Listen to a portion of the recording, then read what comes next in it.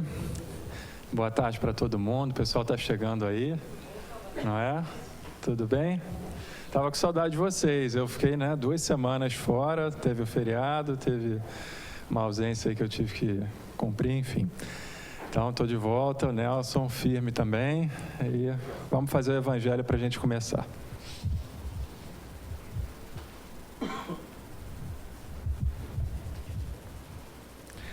Utilidade providencial da riqueza.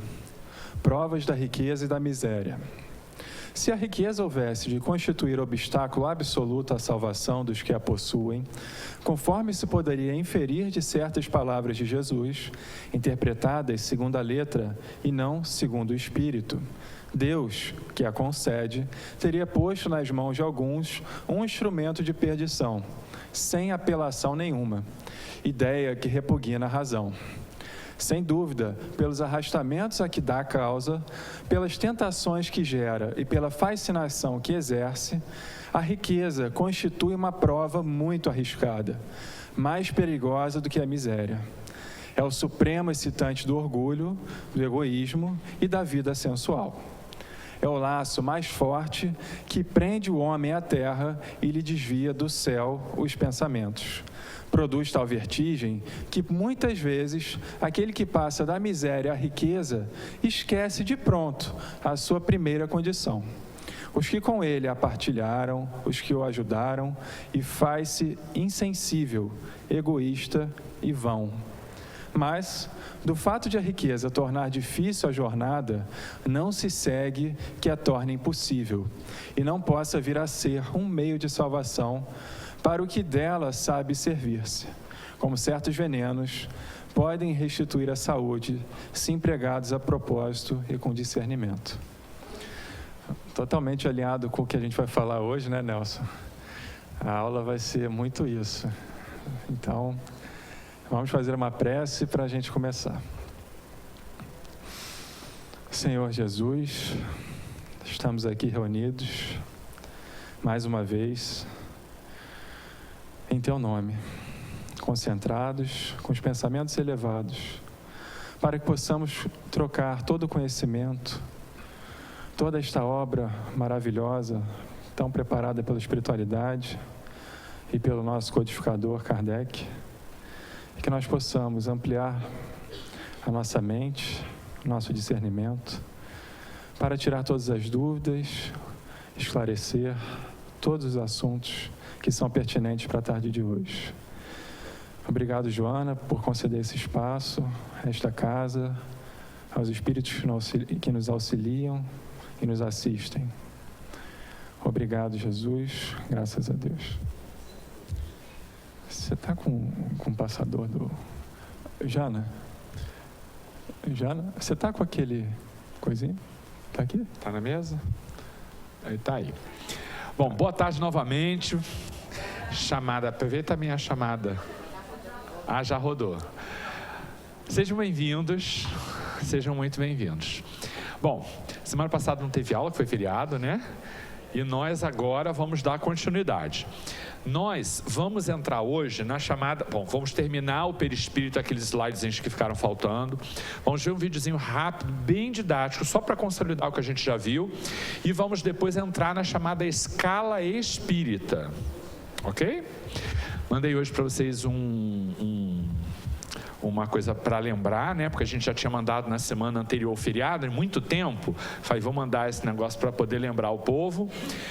E a gente termina a escala espírita na semana que vem, porque a gente vai ver 2 ordens hoje, vai ficar faltando uma para o próximo encontro. Se Deus permitir, a gente consegue terminar a escala espírita na aula que vem. Isso. Hoje a gente vai até a questão 106, né? Que é ali a terceira... É a primeira parte dessa escala espírita, mas já são os espíritos da terceira ordem, que são os espíritos aí que são mais ligados à matéria, enfim, a gente vai tentar destrinchar isso aí. Mas antes a gente vai dar sequência à aula passada, que eu não estava aqui, mas eu soube que vocês estavam falando de perispírito, né, Nelson? Isso. E a anatomia do psicossoma. Esse slide vocês não viram, né? Não. Vocês estão vendo agora. Então, vou ler para vocês. Catalisador de energias divinas, O perispírito é encarregado de transmitir e plasmar no corpo as ordens emanadas da mente e que procedem do espírito. Os pensamentos e os sentimentos atuam intensamente na densidade e no peso do psicossoma. O grau de densidade do psicossoma tem relação direta com o estágio evolutivo da consciência. Catalisador de energias divinas. Olha como é bonito essa palavra catalisador que a gente vê aqui, porque o perispírito funciona muito assim mesmo. A gente já vinha falando, acho que numa outra aula aí sobre isso.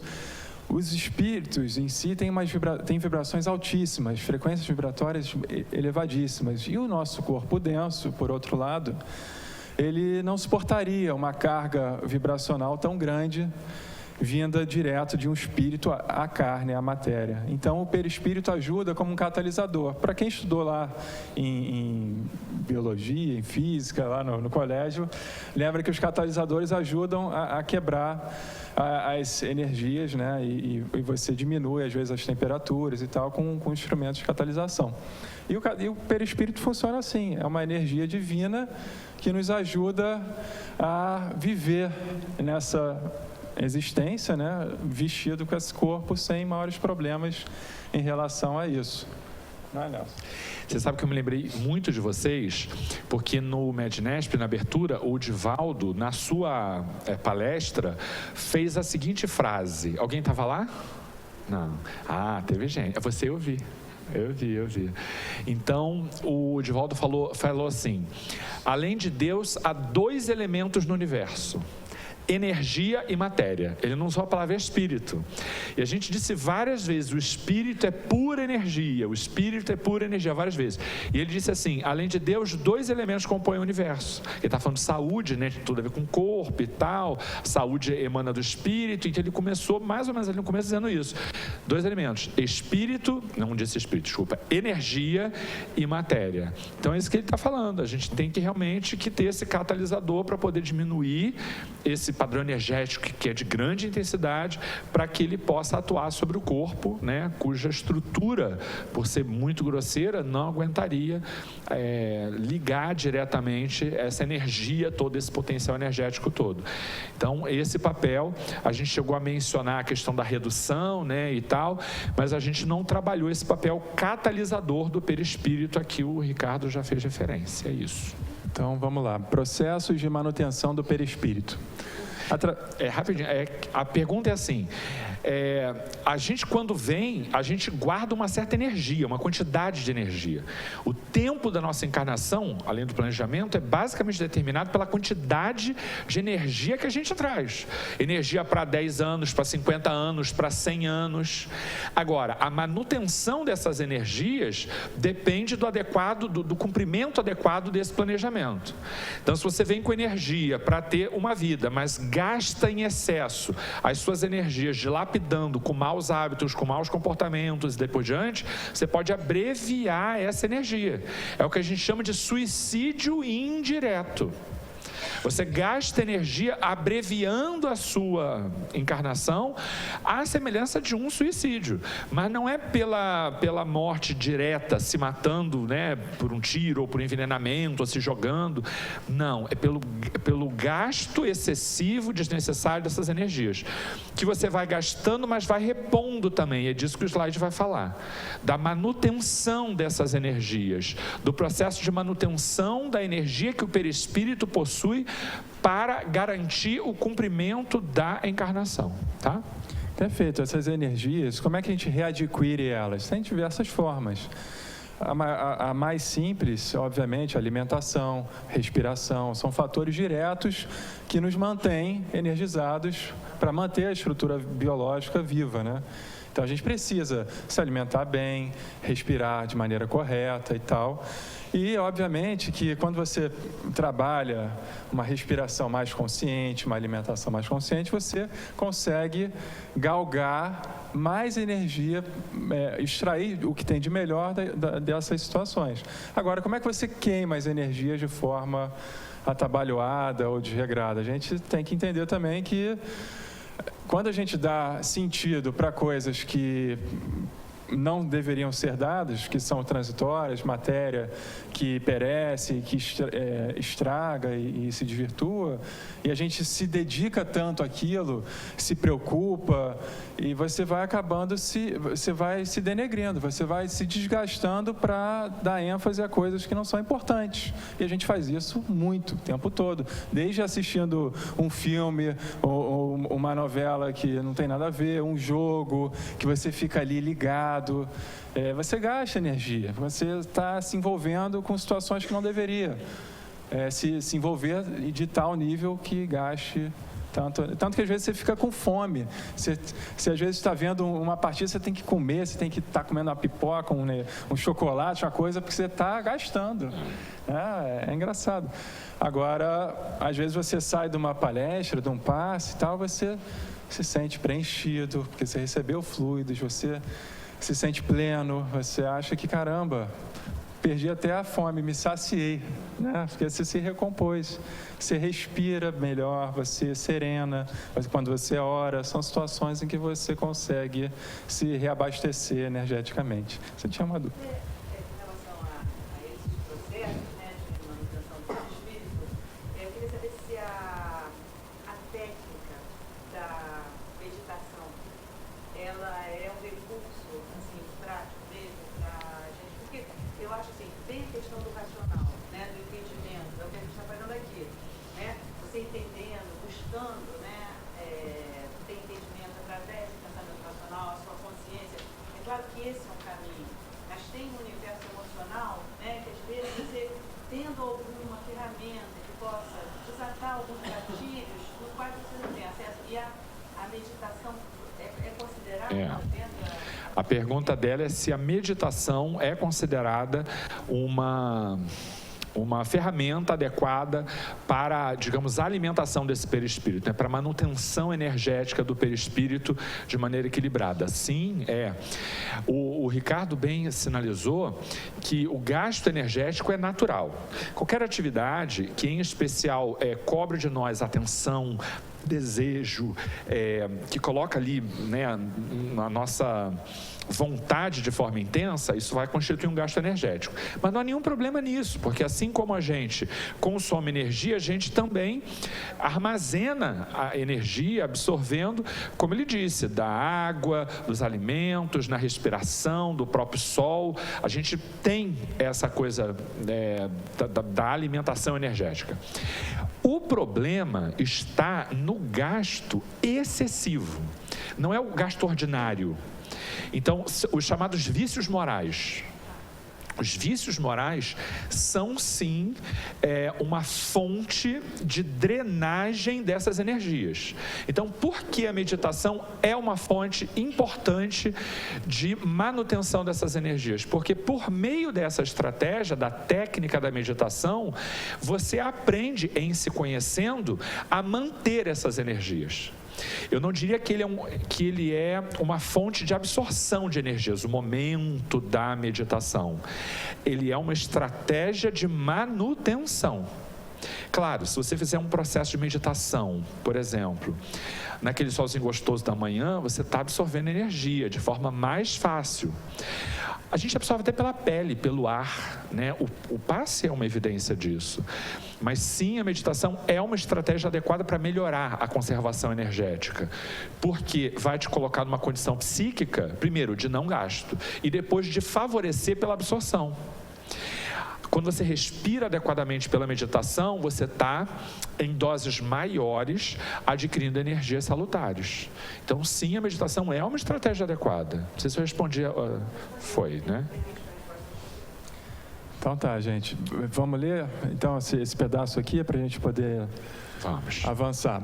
Através da respiração é que o perispírito absorve a maior quantidade de fluidos responsáveis pelo bom funcionamento da fisiologia espiritual, uma vez que respira diretamente do meio as energias superiores emanadas do foco divino.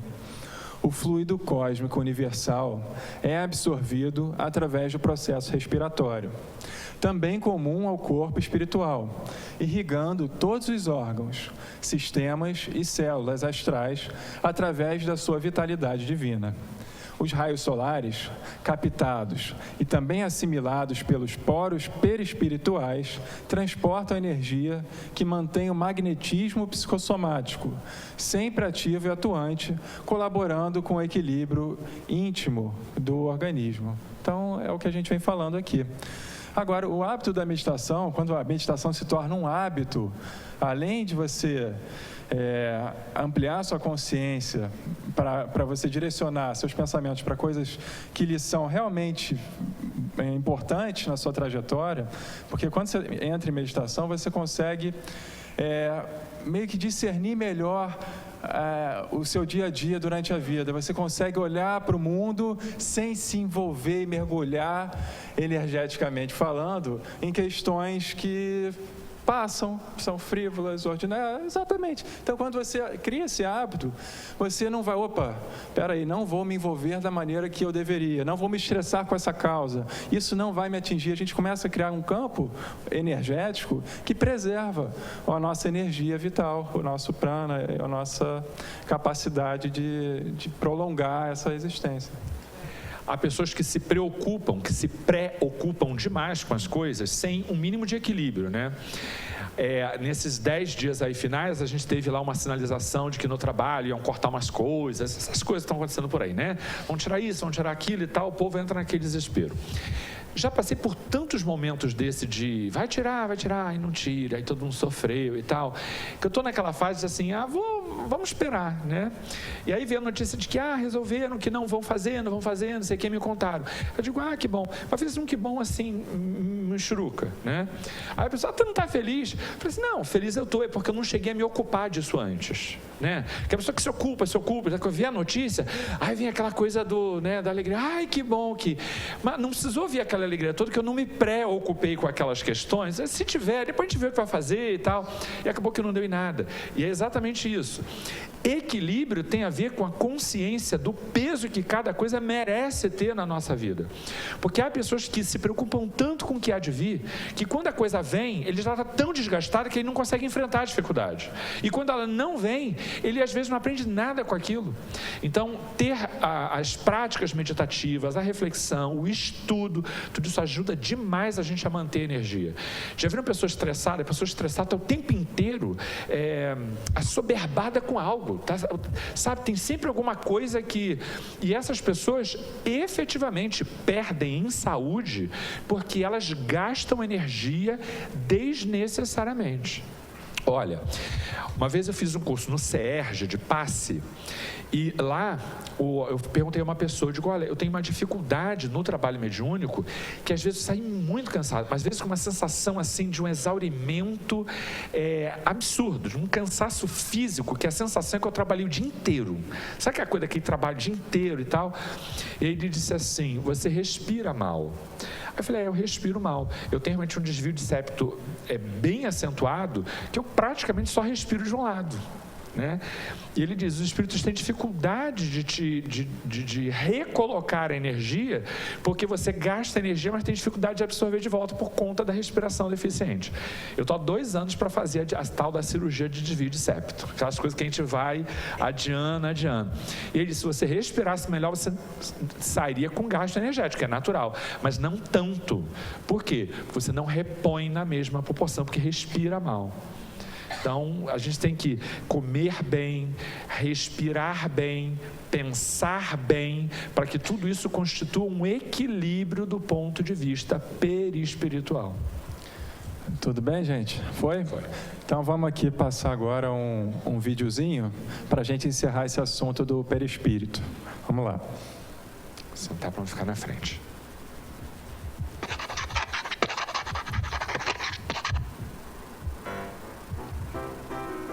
Você sabe o que é um espírito?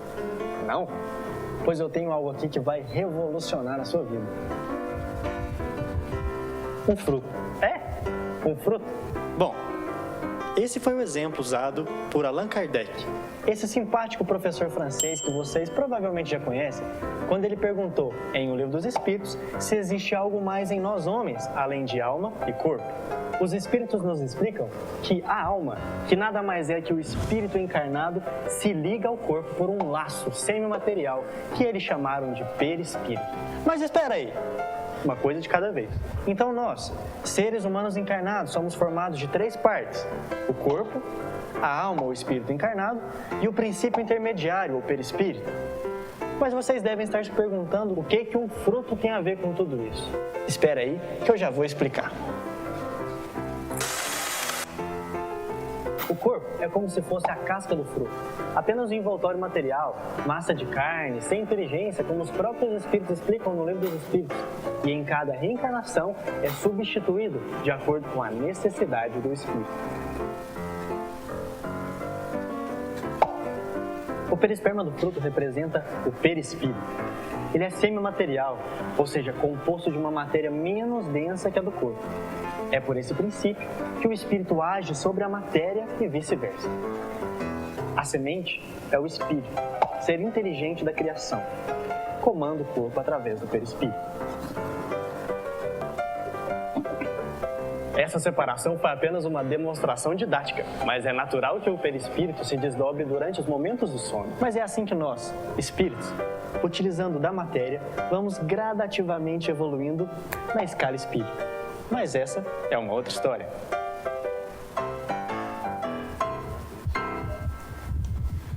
Então a gente entra agora na escala espírita. Ficou dúvida de perispírito ou está tudo em ordem? Entenderam como é que funciona? Importância dele, funções? Então, seguindo adiante.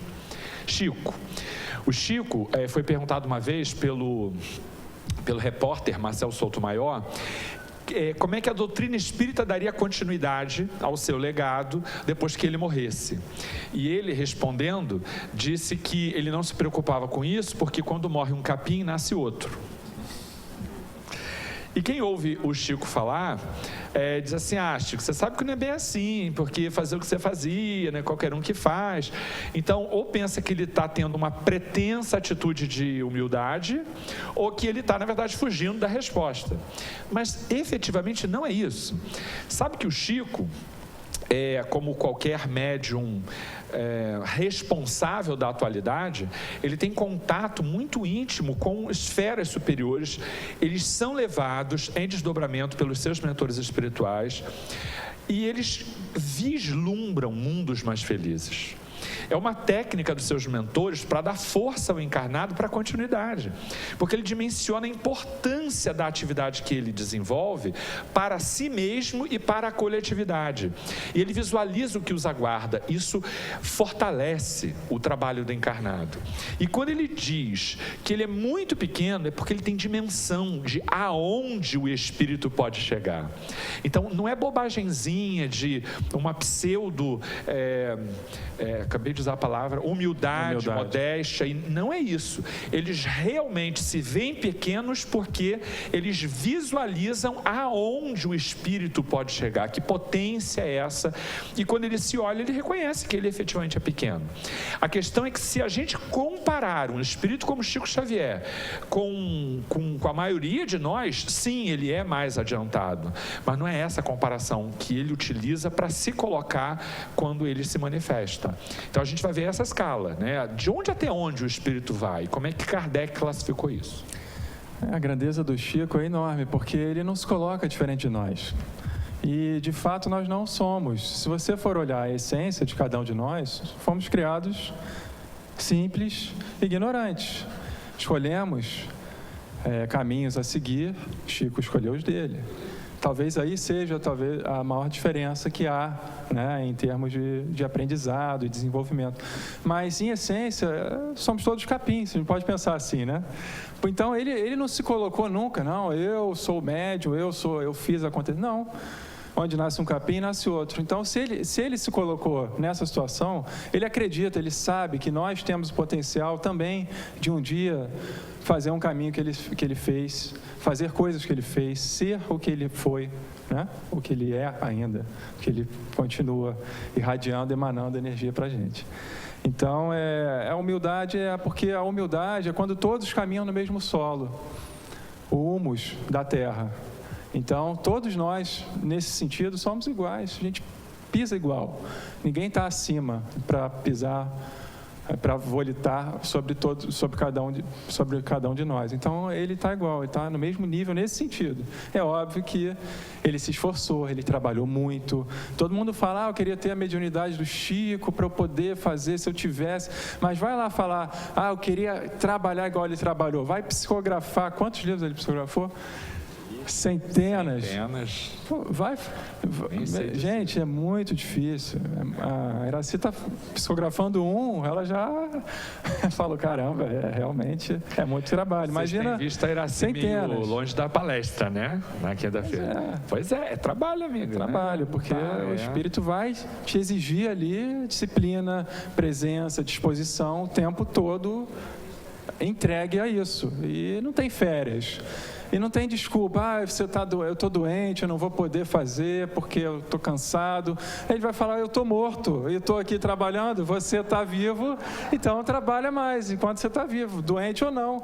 Quer dizer, não tem comparação. Então, a gente trabalho o tempo todo, né? É o que o Emmanuel falava para ele. E a Joana já falou para o Divaldo também. A Joana já falou, eu estou quase morrendo, então vem que eu estou morta, né? Estou trabalhando, vem você trabalhar porque está na hora. E aí tem uma passagem do André Luiz, o livro Os Mensageiros, que vai mostrar bem isso.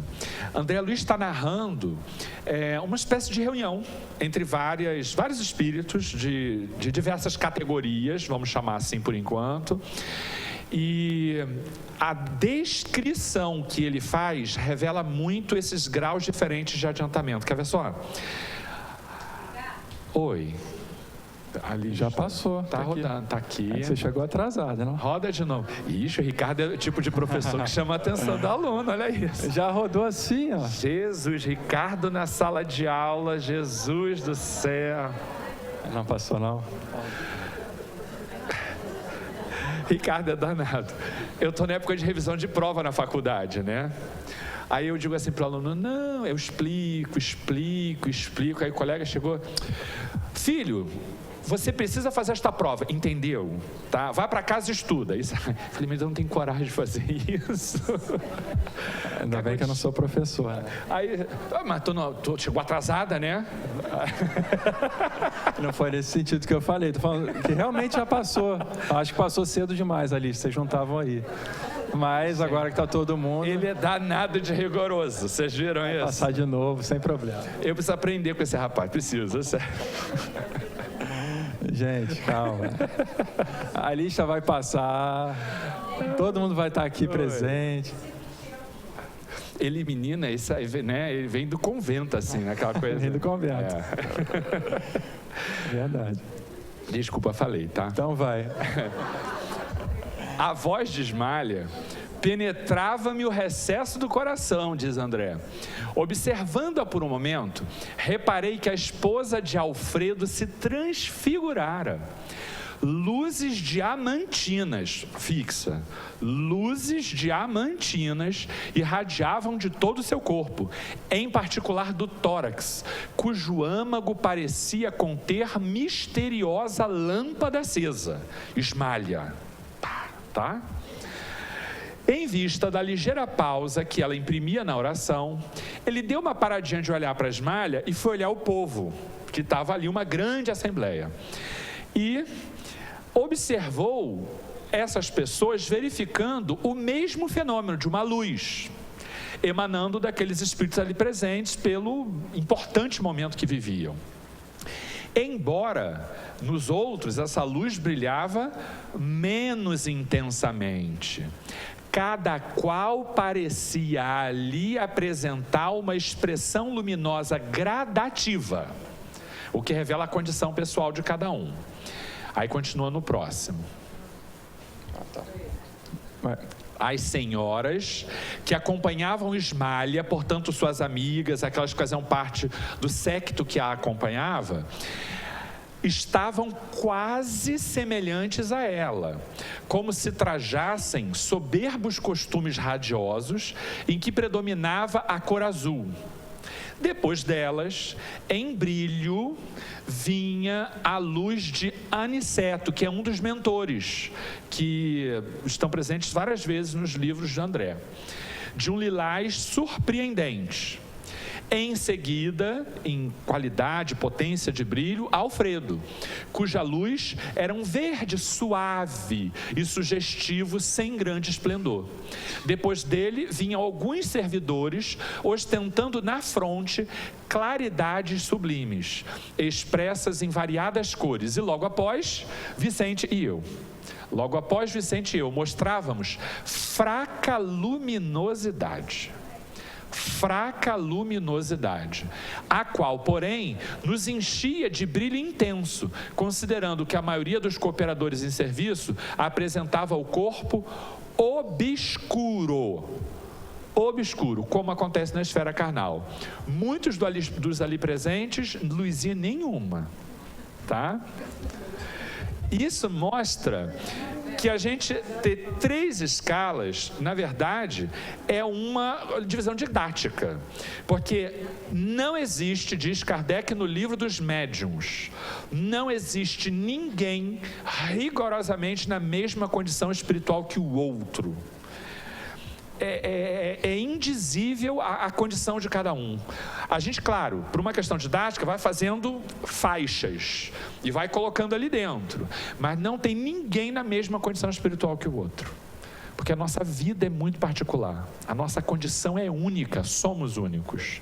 Então isso daqui revela, antes da gente entrar na escala, que é didática essa divisão, porque a condição de cada um é muito variável, e ali a gente tem uma ideia disso. Eu costumo pensar assim, olha só, vamos imaginar que todos nós sejamos luz em sua plenitude, todos nós. Por que tem luzes que brilham mais que as outras? Há essa diferenciação de luminosidade que o André Luiz percebeu e nos narrou.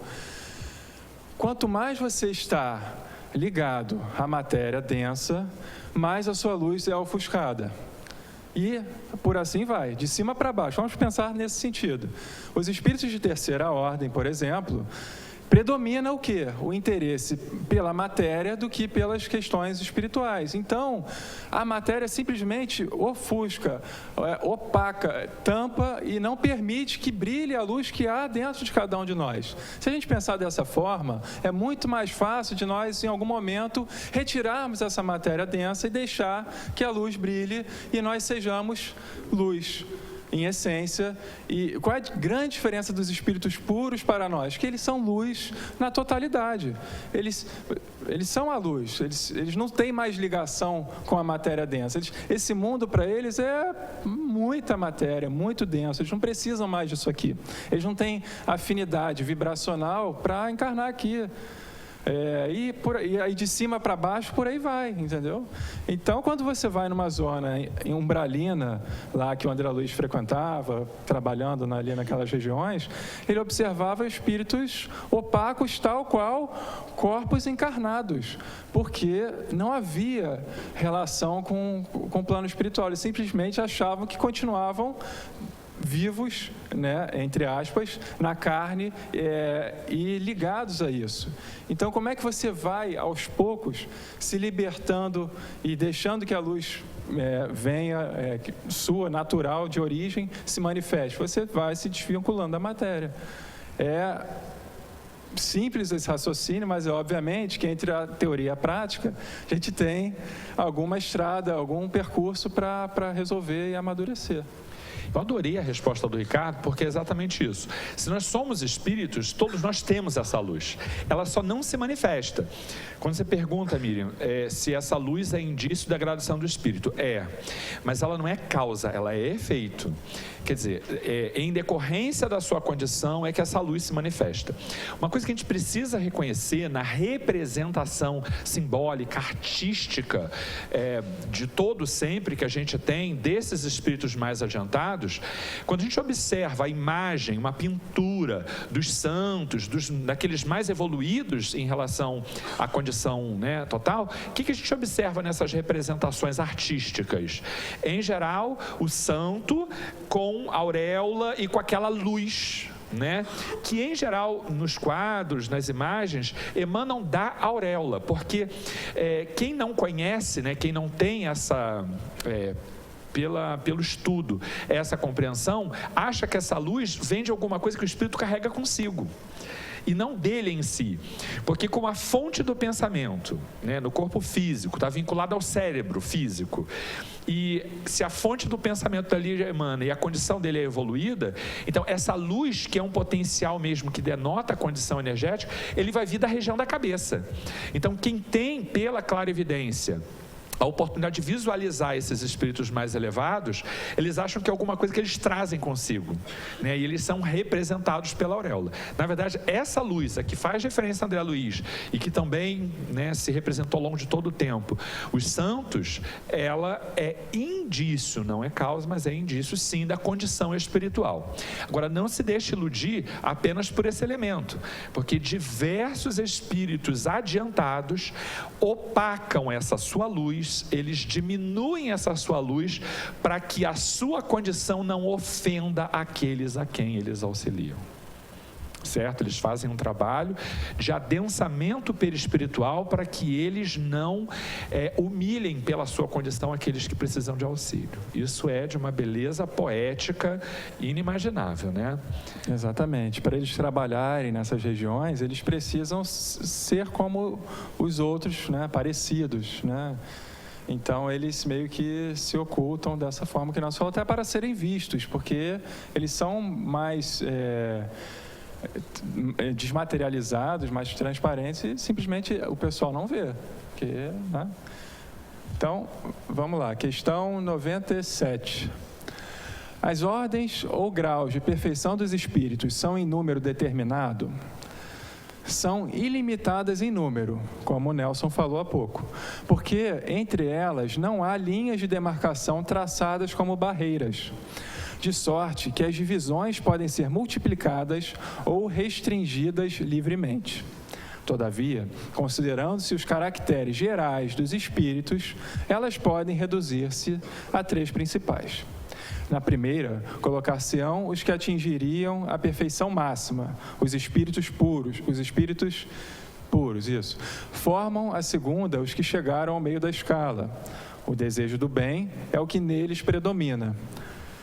Pertencerão à terceira os que ainda se acham na parte inferior da escala, os espíritos ditos imperfeitos, em que a ignorância, o desejo do mal e todas as paixões mais que lhes retardam o progresso, eis o que os caracteriza. Aí ali a gente tem, né, Nelson?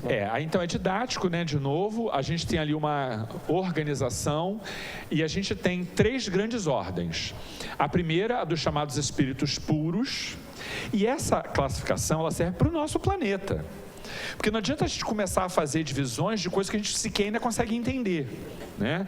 Então, a primeira classe, a dos chamados espíritos puros, não tem divisão, tá vendo? É uma classe e uma ordem. Uma ordem e uma classe. Ali dentro, quando a gente passar para mundos mais adiantados, a gente vai dividir muito ainda aquilo ali. É porque é coisa que a gente ainda não enxerga bem. Vou chegar aí rapidinho, ela está pedindo para dar um exemplo, vou chegar aí, porque eu quero ver a segunda e vai dar para entender um pouco aonde eu quero chegar. Na segunda ordem, ela é dividida, olha ali, em 4 classes, tá vendo? Segunda ordem, 4 classes, são chamados, de baixo para cima, benevolentes, prudentes ou sábios, espíritos de sabedoria e espíritos superiores. Aí vem a pergunta, doutor Bezerra de Menezes, Joana de Ângeles, esse povo todo, né, são espíritos o quê? De primeira ordem ou de segunda ordem? De primeira ou de segunda ordem? De segunda ordem. De segunda ordem. Eles são chamados espíritos superiores.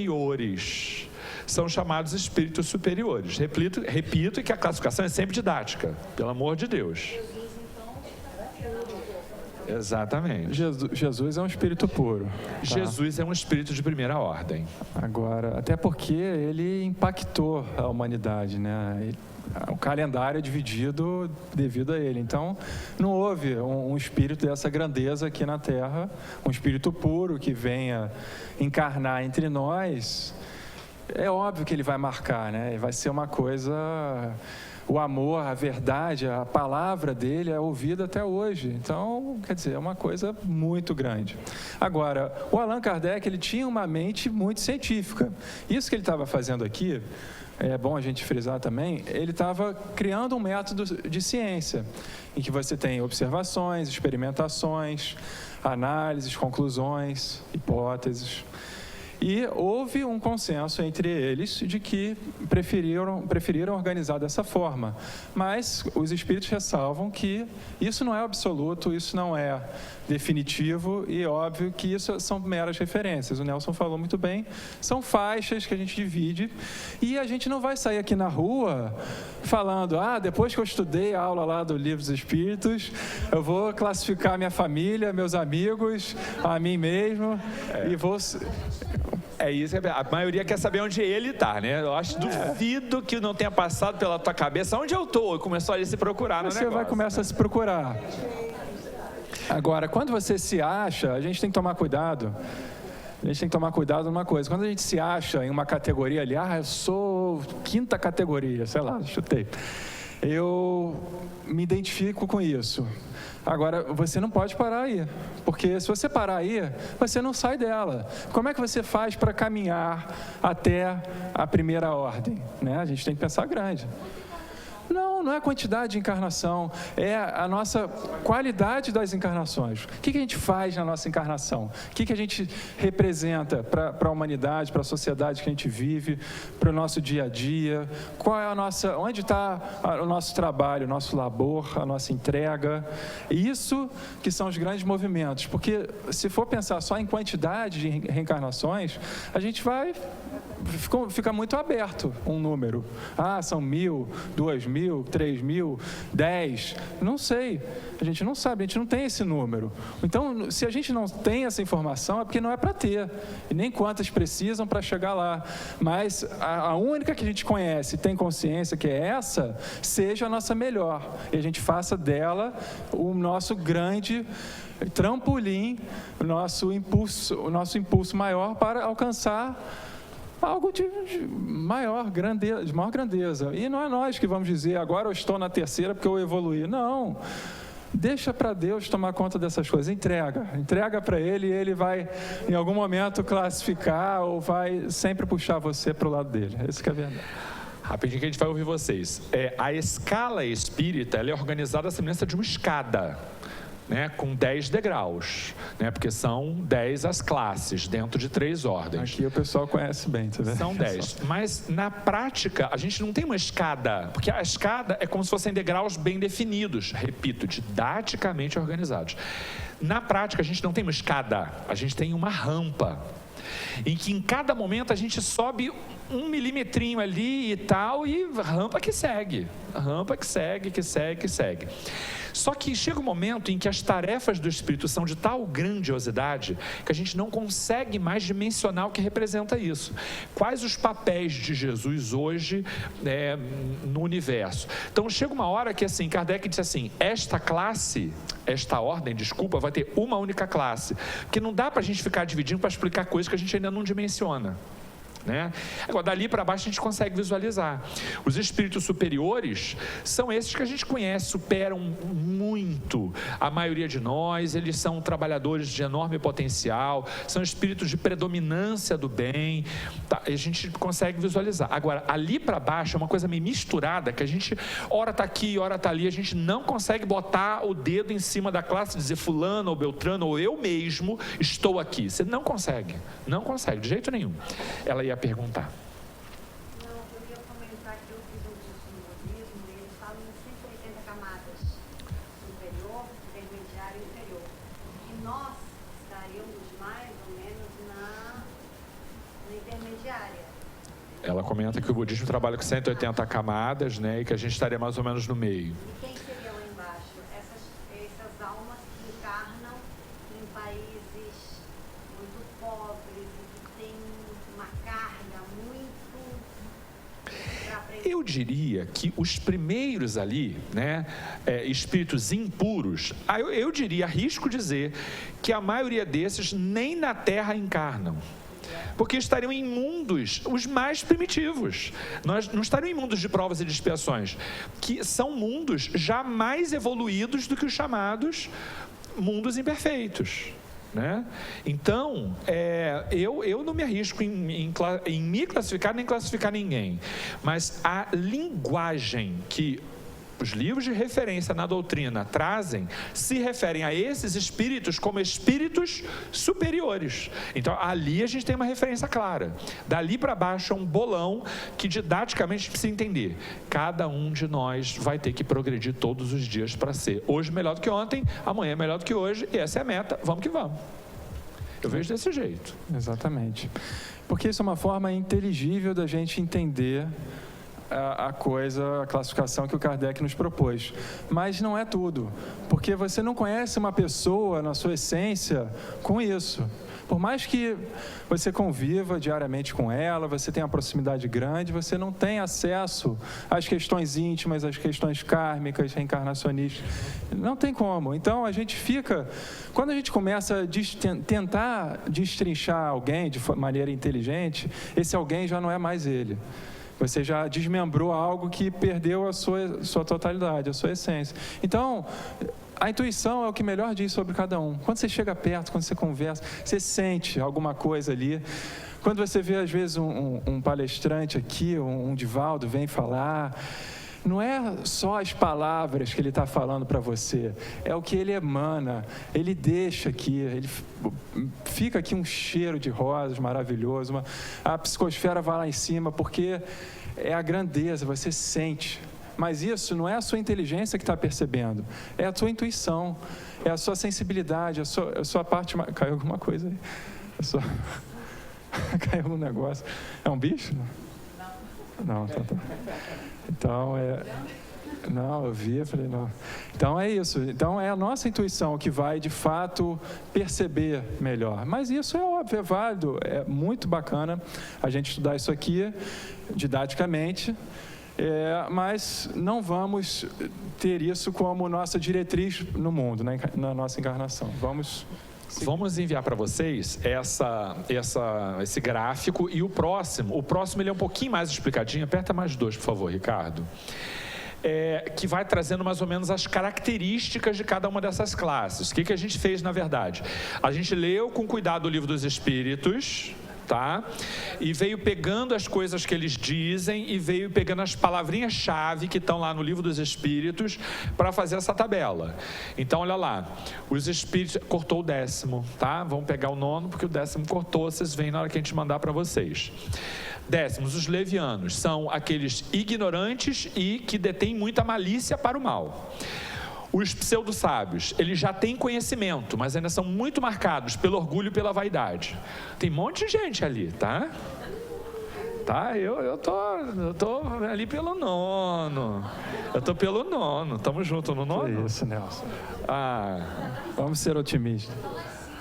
Neutros, nem bons, nem maus. Tem o famoso não fede nem cheira, sabe? Batedores e perturbadores. Atitude para efeitos físicos. Benévolos, bondade, mas o conhecimento ainda limitado, né? Tem gente que tem preguiça de estudar, né? Você sabe como é que é? Mas, professor, começa a ler, dá um sono, uma coisa. Eu digo, oh, meu Deus do céu, espírito atrasado, né? Que dá uma preguiça, não é sério mesmo, dá uma preguiça intelectual, não tem gosto. Não tem gosto por estudar, não tem gosto por buscar. Quando há pessoas que ficam horas, né, debruçadas, tem gente que não gosta mesmo, mas são bons, são pessoas generosas, de boa vontade, mas não tem essa coisa ainda da intelectualidade. Isso, e vamos lembrar que evolução é determinada por 2 grandes vieses: o viés da bondade e o viés do conhecimento. Aliás, a doutrina espírita tem a imagem de a evolução é como se você alçasse voo para o mais alto, e o voo depende de 2 asas: o conhecimento e a moralidade. E ninguém dá um voo pleno com uma asa mais capenga que a outra, né? Então é uma coisa meio desajeitada e é isso. Vai chegar o momento em que você vai ter domínio profundo da ciência, Se você pegar, por exemplo, Dr. Bezerra de Menezes, Dr. Bezerra de Menezes não cura só porque ele é bom. Ele conhece profundamente a medicina, genética, física, tudo que você possa imaginar para determinar a saúde, eles conhecem. Então eles sabem de olhar onde está a causa do problema. Mas muito trabalho houve para que ele conseguisse essa condição. E além de muitos sábios e de dominar a ciência, uma bondade enorme que determina a busca de fazer da sua vida uma dedicação em favor do outro. Isso já é muito mais do que a gente consegue imaginar hoje. E é curioso que às vezes eu digo assim, você nota pessoas que têm muito forte esse lado científico, mas não têm uma bondade, uma moral, uma coisa que o mantenha numa condição elevada. E tem o contrário também, as pessoas com uma sabedoria enorme e tal, mas que não se aprofundam cientificamente, não transmitem o conhecimento que eles têm. E sempre uma coisa, e a bondade também, pessoas super boas, benevolentes, entregues e tal, mas se é pequeno, não tem interesse pela ciência, pelo estudo, pelo aprofundamento da filosofia, das ciências que existem, né? Então, quando você une esses três, você consegue atingir aí uma categoria de espírito superior, né? Uma vez perguntaram ao Chico como é que ele sabia tantas coisas, que Chico falava de questões dificílimas, com naturalidade. Como é que ele conseguiu aquilo se ele fez até segunda série, terceira série primária na época, né? E aí ele explica que uma das exigências de Emmanuel é que ele não seja um mero reprodutor das coisas que ele psicografa ou que ele fale, que ele obriga Chico a estudar as coisas. Vai saber o que você está falando. Então, que estuda. Não foi, eu acho que foi o Divaldo quem disse que o Viana de Carvalho vinha estudar com ele de madrugada e tal, para... Não foi? Foi ele. Não sei. Acho que foi. Viana de Carvalho que disse, Chico e tal, a gente precisa estudar tal coisa, então eu me disponho a dar aula, eu acho que de física quântica, de física, de anatomia, uma coisa, anatomia eu acho. Aí disse, e quando seria? Ele marcou uma coisa assim meio de madrugada, tipo 3 da madrugada. Mas não tem outro horário, se quiser é nesse horário. Se quiser é nesse horário. Então assim, se vira, corre atrás, né? Então, que estudou durante anos, acho que foi anatomia. É isso, eles não podem ser meros reprodutores, né, carteiros. Tem que conhecer o que está falando. Então, apesar de não ter, do ponto de vista da escolaridade, né, do ponto de vista da academia, títulos, são espíritos absolutamente estudiosos, muito estudiosos. E aí, a própria Joana de Ângeles, ela no plano espiritual, para fazer a série psicológica, ela se uniu a Jung, Freud, para entender, conhecer e reproduzir para nós toda essa grandeza que é as obras da série psicológica, né? E Divaldo, ali, ele tem que o quê? De certa forma, acompanhar. Tem que se instruir, tem que se esforçar também nisso. Então, não é fácil a vida de missionário. Você tem que ralar, você tem que trabalhar muito. Até porque depois, Ricardo, o encarnado vem, o desencarnado vai, e como é que alguém vai orientar o outro se um progride e o outro não? Então tem uma simbiose, é uma ligação muito próxima.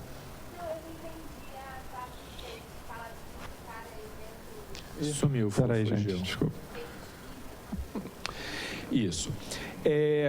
Os efeitos físicos, a fenomenologia, mesas girantes e tal, a gente precisa de intervenções no mundo espiritual. Não é crível que espíritos superiores se dediquem a ficar gastando ectoplasma para bater mesa, para fazer efeito físico e coisa do gênero. Eles se servem de espíritos que se aprazem de tal tarefa para que eles sejam instrumentos desses fenômenos mediúnicos. Sempre que houver um fenômeno mediúnico de natureza física, existe um espírito dedicado àquela tarefa, orientado por outro espírito superior a ele, em condição moral. O espírito mais inferior contribui com a manipulação dos fluidos, mais diretamente, e os mais evoluídos que ele na orientação da finalidade daqueles eventos. Tá? Os fenômenos naturais, a gente viveu no Rio aí essa semana uma grande chuva e tal. Esses fenômenos atípicos, eles não acontecem sem a intervenção de espíritos menos evoluídos, vamos chamar assim. Todos os fenômenos naturais têm intervenção de espíritos responsáveis por essas tarefas. E são espíritos condizentes com a sua evolução espiritual. Agora, a gente pode precisar de uma grande chuva com um fim, por exemplo, saneador, de limpeza. Tá? Essa asepsia do ambiente pode ser feita pelos grandes temporais. Quem é que orienta isso? Espíritos mais evoluídos. Mas eles não botam a mão na massa, digamos. Eles se servem, no bom sentido da palavra, porque é um trabalho. É um trabalho. Assim como a gente trabalha na casa espírita, espíritos trabalham promovendo fenômenos meteorológicos, tá? Compatíveis com a sua condição. Então, tudo tem utilidade, tudo bem orquestrado. Que em outras linhas de trabalho são chamados de elementares, né? Tem várias nomenclaturas. A incorporação de um espírito que se manifesta através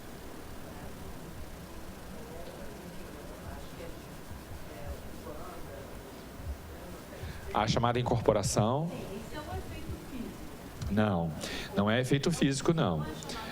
Não, é um fenômeno mediúnico, mas não é de efeito físico. O fenômeno físico, por exemplo, ectoplasmia, materialização, as batidas mesmo. Acho que eu contei que tem uma sobrinha que é médium de efeito físico. Falei isso para vocês uma vez? Não. Não, tem uma sobrinha que é médium de efeito físico. Dormir na casa dela é uma coisa, porque é uma barulheira de noite terrível. E a família sempre achou isso muito natural e tal, e eles atribuíam a coisas físicas mesmo, né? Ah, porque é a dilatação do não sei o que bate muito sol nessa parede, então tem umas coisas assim.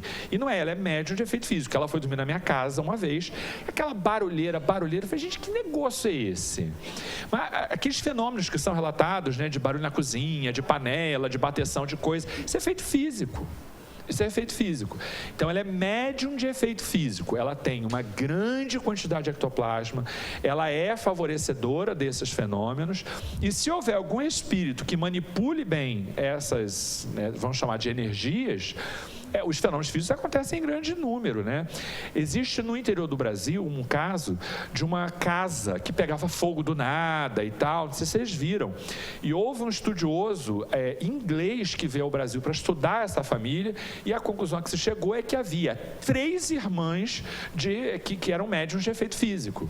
Então, assim, havia geração espontânea de fogo e coisas do gênero. A família teve a casa completamente queimada várias vezes. São esses fenômenos físicos. Até em vigília, dependendo do médium, até acordadas esses fenômenos acontecem, mas principalmente enquanto dormem. Tudo isso é efeito físico, mas isso é discussão para livro dos médiums. A gente chega lá. Senão a gente...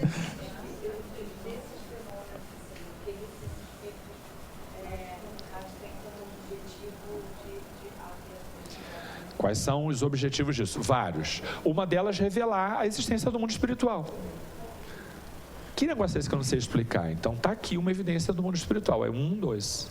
E outras, obviamente, quando canalizadas para o bem, em um ambiente apropriado, com médiuns sérios, bem treinados, você consegue realizar cirurgias espirituais, trabalhos de altíssima grandeza que...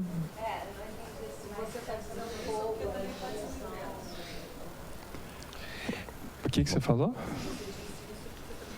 Também pode haver o inverso. Pode haver o inverso, exatamente. Um médium de efeito físico, ele é muito visado pelos espíritos de baixa frequência. Sua sobrinha tem que estar sempre vigilante, porque eles sabem que ela pode ter um potencial enorme de acabar com a festa deles, de fazer o bem de uma maneira desproporcional, porque ela tem muito ectoplasma.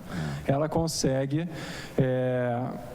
assim, acabar com qualquer emboscada que eles possam planejar através da sua mediunidade. Os espíritos do bem, os espíritos evoluídos, se apropriam desse ectoplasma para fazer trabalhos nas zonas infernais, por exemplo, nas áreas mais difíceis, mesmo que ela nem perceba, mas ela empresta ectoplasma para essas situações. Se ela não estiver atenta ou afinizada com alta grandeza, com uma alta moral e tal, ela pode ser usada por espíritos para processos obsessivos. Para processos obsessivos. Então tem que estar muito vigilante. É isso. Então, o fenômeno físico são esses físicos mesmo, né, que a gente tem a partir da energia que o médium traz. Bom, a gente vai dar uma passada agora. Vamos dar uma passadinha, Ricardo? Só para, assim, a ideia central a gente trouxe. Então, vamos só fixar alguns pontos. Por exemplo, os espíritos de segunda ordem, para os quais o bem constitui uma preocupação dominante, têm o poder de praticar esse bem? Eles têm uma propensão para o bem, mas eles são capazes de realizar esse bem? Não se ilude muito com isso, porque a maioria de nós, ora sim, ora não, aqui está fazendo coisas boas, mas mexe comigo, aí eu me transformo. Há essas oscilações em que, como a gente disse, não tenta botar o dedo onde está. Compreende que isso tudo é um processo que constitui progresso contínuo. E assim a gente entende a ideia de estar sempre buscando alguma coisa melhor. Santo Agostinho, todas as noites, analisa o que você viveu e o que você pode melhorar. Todos os dias. Dia seguinte, primeira coisa, meta, dar conta do que eu fiz de errado, começar reconstruindo e começar uma nova história, né? Então esse é um caminho bom para a gente progredir. Verdade. Como é que é? Você repensa tudo, eu vou fazer. Repensa, é que o povo deixa para fazer prece depois que deita, né? Já era, né? Aí já era. Vamos lá que a gente está acabando a aula, hein? Não, aqui não. Não, já foi. Vai? Caracteres gerais dos espíritos de segunda ordem, desejo do bem e tal. Mas isso daqui está resumido naquele lá, que a gente pegou as palavrinhas chaves e tal. Foi esse o trabalho da montagem daquela tela lá, né? Vamos mais um, por favor, Ricardo. Olha lá, compreendem Deus o infinito, mas terão ainda de passar por provas. Espíritos de segunda ordem. Vamos mais uma, Ricardo. Acabou. Calma aí. Acabou? Não acabou. Foi mal. Tá. Os de terceira categoria são essencialmente maus? Não, essencialmente maus não. Uns não fazem nem o bem nem o mal, mas ainda trazem em si egoísmo, aqueles sentimentos, inveja, aqueles sentimentos que Joana trata lá no Conflitos Existenciais. Eu sempre sustento o seguinte, não sei como é que o Ricardo, a gente falou rapidamente sobre isso, mas eu não me preocupo tanto com essa classificação, porque eu acho que o simples desejo de classificar alguém já constitui uma tarefa menos nobre. A tarefa do cientista Allan Kardec é basicamente a proposta de sistematizar uma proposta que mostre para a gente que a pluralidade de condições é muito grande. Esse é o papel de Kardec nesse ponto da escala espírita. E que o convite de melhora deve ser contínuo. Para mim, a mensagem que fica é essa. Eu não fico nessa coisa se você me perguntar de qual, eu não sei aquilo ali.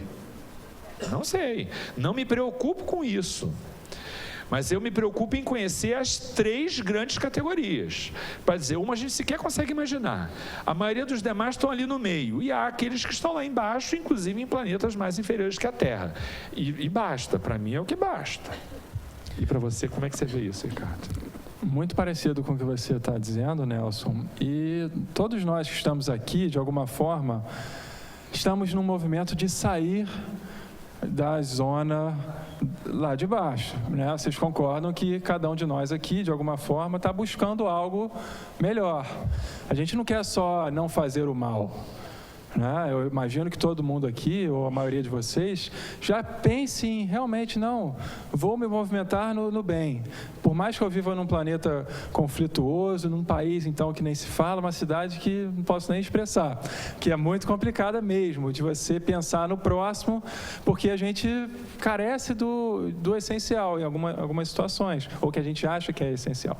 Enfim, a gente precisa aqui numa casa espírita como essa, sem fins lucrativos, exercitar de maneira lúdica o bem, trabalhar, ajudar, fazer pequenas tarefas, de alguma forma ajudar numa festa junina, são coisas que vão quebrando as nossas barreiras do ego. O nosso egoísmo, o nosso orgulho vai se diluindo e você vai vendo, caramba, eu sou realmente capaz de fazer algo pelo próximo. E quando você começa a mudar essa forma de pensar, essa forma de se organizar no mundo de maneira que antigamente era até predatória, de que primeiro eu e depois eu também, aí depois eu penso em você, vai acabar, porque você em algum momento você precisa falar, não, eu tenho aqui minhas condições, tenho uma vida estabilizada de alguma forma, às vezes eu estou em crise, às vezes não, mas sempre tem aquele que está muito pior do que eu, que ele está lá numa situação que choveu e a casa dele inundou, que ele perdeu tudo, ele está sentindo frio, que eu me protejo na minha casa. Então, quando a gente começa numa obra como essa, uma obra social, quem vem aos domingos e trabalha, começa a perceber que, caramba, existe uma vida que eu ignorava antigamente, existe uma realidade que eu passava batido. Eu reclamava do meu ar-condicionado que enguiçou no verão, que eu tinha que trocar, que o meu sofá furou, que meu fogão está vazando gás. A gente pensa nessas coisas que, sabe, cadê o sofá daquela pessoa, cadê o ar-condicionado dela, a cama, o fogão, a roupa, a comida, o chão, cadê? Não tem. Então, a casa... Gente, com essa chuva que caiu aqui no Rio das Pedras, foi uma calamidade. E você acha que o governo vai lá fazer alguma coisa para alguém? Dificilmente, eles não estão preocupados mais com isso. Então, isso aqui, esse trabalho que a gente faz, essa obra social, é importantíssima para aliviar as pessoas dos seus sofrimentos, que sofrem mesmo, de verdade. Não é o sofrimento que a gente acha que é sofrimento, não. É o sofrimento da carência material, primitiva e de oportunidades. Eles não tem um horizonte claro, não tem o que alcançar, o que almejar. A gente tem que dar uma esperança, um sonho, uma oportunidade. E aqui, estendendo a mão para eles, talvez seja o primeiro passo, que pelo menos eles vão pensar diferente, falar, caramba, tem pessoas que estão olhando por nós, que pensam em nós, mesmo nessas situações difíceis. Então, isso. Quem é o grande beneficiado? São eles? Somos nós, gente. Nós precisamos abrir a nossa mente para essa realidade. Porque isso vai nos libertar do nosso egoísmo, das nossas amarguras. A oportunidade de treinar a caridade por meio de pequenas ações constitui um aprendizado de que a gente necessita. Então, essas pequenas doses homeopáticas de trabalho que a gente realiza ao longo da vida constituem ensaios para a melhoria da nossa condição. Eu não tenho dúvida de que não existe nada mais significativo no trabalho da doutrina espírita que observar a mudança de condição de um espírito que chega pela primeira vez à casa espírita no plano espiritual. Quem acompanha o trabalho de mesa mediúnica está acostumado a ver o quanto de ameaça, de agressividade, de dor, de desespero, de tudo que você possa imaginar, é observado num espírito sofredor que chega num processo obsessivo grave. E eu já vivenciei essa experiência acompanhando em trabalho de mesa mediúnica, observar que depois de alguns anos, aquele irmão que a gente recebia, que ameaçava todas as reuniões, que realizava processos obsessivos com todos os médiuns da casa, que fazia o que podia para destruir a casa, depois de alguns anos está trabalhando na proteção daquela casa. Ele reconhece a sua condição, reconcilia-se com o seu desafeto, reconhece que fez mal a si mesmo e ele se propõe, reconhecendo a importância que aquele trabalho teve para ele, ele quer proporcionar aquilo para outros. Só que a sua condição ainda é muito inferiorizada. Então, qual é o trabalho que ele pode realizar? Ele trabalha na defesa da casa. Ele trabalha na lida diária de enfrentamento daqueles que chegaram na mesma condição que ele, aprendendo a desenvolver o amor. Porque ele olha e diz: eu cheguei aqui fazendo a mesma coisa, não posso criticá-lo, mas eu tenho a tarefa, o papel de impedir que ele entre. E ele trabalha ali na proteção da casa, por exemplo. E quando a gente vê, eu não vejo, mas aí por psicofonia ele fala, né? E aí eu escuto. E ele diz: doutora fulana, a senhora fica tranquila. Teve um que chamava todo mundo de doutor, todo mundo que chegava ali, que não era doutora. Doutora fulana, só fica tranquila, que o que eu puder segurar, eu vou segurar, nem que eu segure com a minha própria vida. Não se dá conta nem que está desencarnado, mas nem com a minha própria vida, eu dou conta, eu seguro, porque eu puder fazer, ninguém vai entrar para criar bagunça aqui dentro. E aí, desculpa aí que eu fico ainda muito emocionado de lembrar que aquele irmão chegou ali dizendo que ia destruir aquela casa. Entende isso? E aí chega um momento que ele diz: eu estou aqui agora para proteger vocês. Então a perseverança do trabalho que cada um de nós realiza é indispensável para transformar as pessoas. Transformação é uma coisa que a gente não faz só pelo discurso, é pelo trabalho, gente. Entende? E a gente também vive essa transformação no plano de encarnado. Eu olho com muita alegria para vocês e vejo quantos de vocês que chegaram aqui nas primeiras aulas.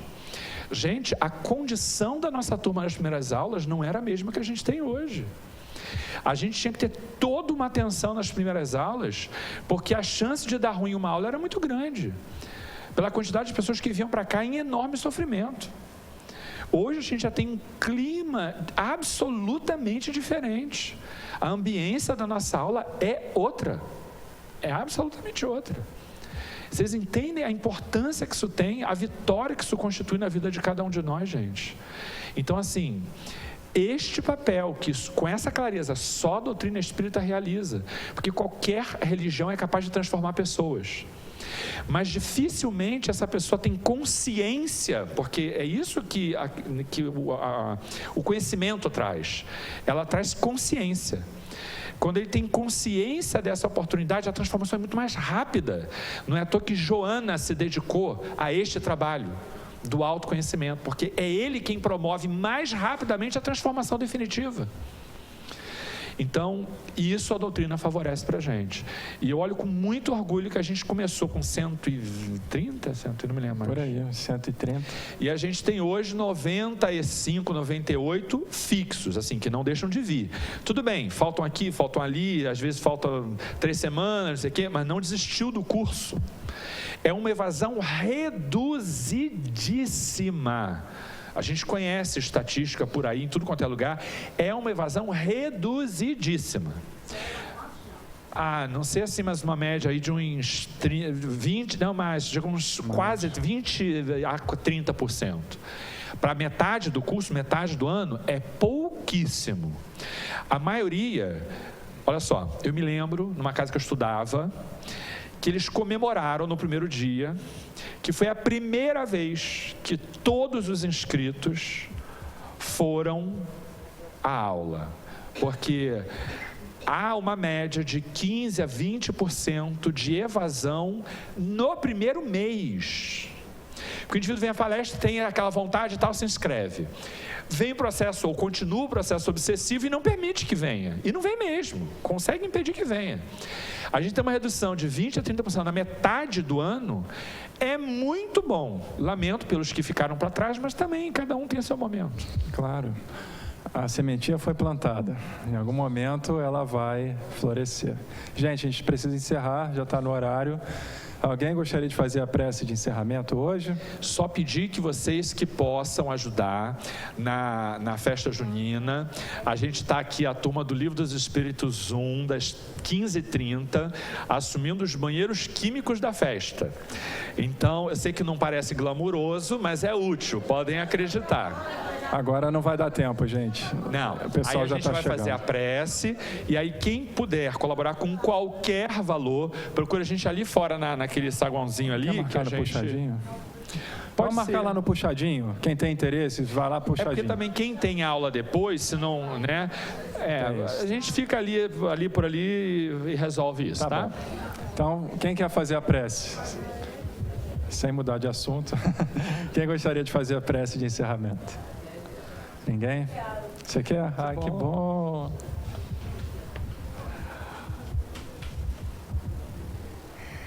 Eu quero agradecer, em primeiro lugar, Jesus.